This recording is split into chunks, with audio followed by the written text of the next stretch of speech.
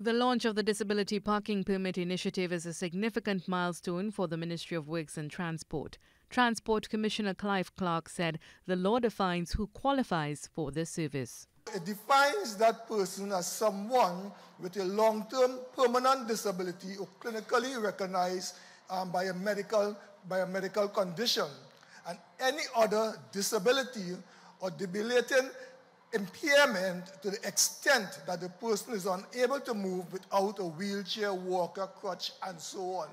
Mr. Clark stressed the importance of adherence to legal specifications for the disabled parking zones, warning that non-compliance could undermine enforcement efforts. Minister of Rural Development and Local Government and Member of Parliament for San Fernando West, Faris Al-Rawi, called on the private sector to support the initiative by creating more disability parking zones, noting that public advocacy will play a critical role in ensuring compliance. We have done our part by having the law which will cause its implementation and enforcement with a consequence. It's up to the private sector now to ensure that we create enough zones for disability parking and that we enforce it. Minister of Works and Transport Rohan Sinanan said if a country wants to be progressive, no one must be left behind. We are hoping that this project could go down into the Ministry of Planning,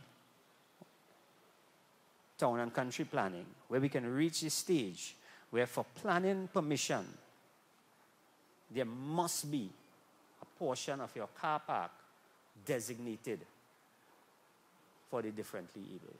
As it pertains to the disability legislation expected to be introduced to the Parliament, Minister of Social Development and Family Services Donna Cox said the legislation is complete and will now go to the Legislative Review Committee. We are actually awaiting two key recommendations from two key stakeholders. And when we receive that, we will be bringing it to the Parliament. But we want to include what has taken place here today with regard to the legislation, with regards to parking and so on.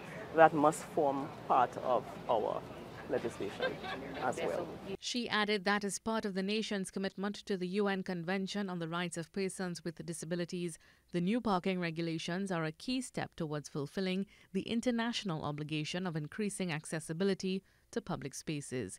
Minister Cox said the regulations aim to ease the daily challenges faced by persons with disabilities and underscore the government's broader vision of building a more just, compassionate and fair society. Mahalia Joseph Wharton, TDT News.